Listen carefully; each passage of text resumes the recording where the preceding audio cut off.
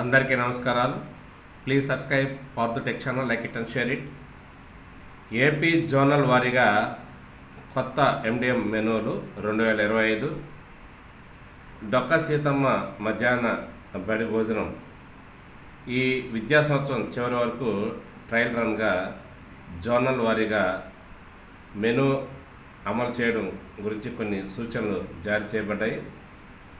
రాష్ట్రంలోని పాఠశాల విద్య మరియు జిల్లా విద్యా కార్యాలయాల అన్ని ప్రాంతీయ జాయింట్ డైరెక్టర్ల దృష్టికి ఇది మూలంగా తెలియజేయడం ఏమిటంటే, ప్రభుత్వ విద్యా సంవత్సరం చివరి వరకు జోనల్ వారీగా మెనూను ట్రయల్ రన్గా అమలు చేయడానికి అనుమతి ఇచ్చినట్లు ఇక్కడ సూచనలు జారీ చేయబడ్డాయి.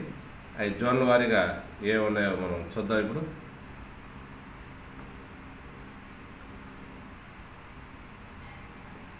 ఇక్కడ చూడండి, జోన్ 1 జోన్ ఇక్కడ వచ్చేసి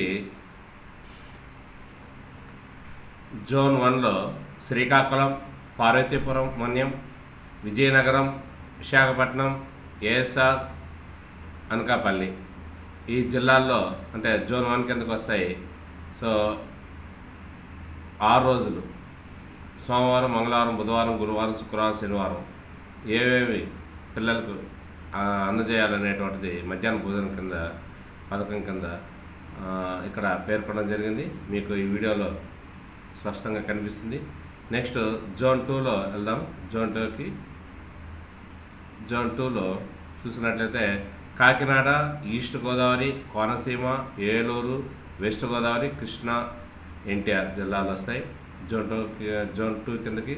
మరి వాళ్ళకి వచ్చేసి ఇక్కడ మండ్య నుంచి శనివారం వరకు, సాటర్డే వరకు ఏ రోజు ఏం పెట్టాలనేటువంటిది మనకి ఇక్కడ స్పష్టంగా కనిపిస్తుంది. వీటిని గమనించగలరు. నెక్స్ట్ జోన్ 3 కిందకి గుంటూరు, పల్నాడు, బాపట్ల, ప్రకాశం, ఎస్పీఎస్ఆర్, నెల్లూరు ఇవి వస్తాయి. మరి ఈ జిల్లాల్లో మండే నుంచి సాటర్డే వరకు ఏం పెట్టాలో ఇక్కడ మనకి వీడియో స్పష్టంగా తెలియజేస్తుంది.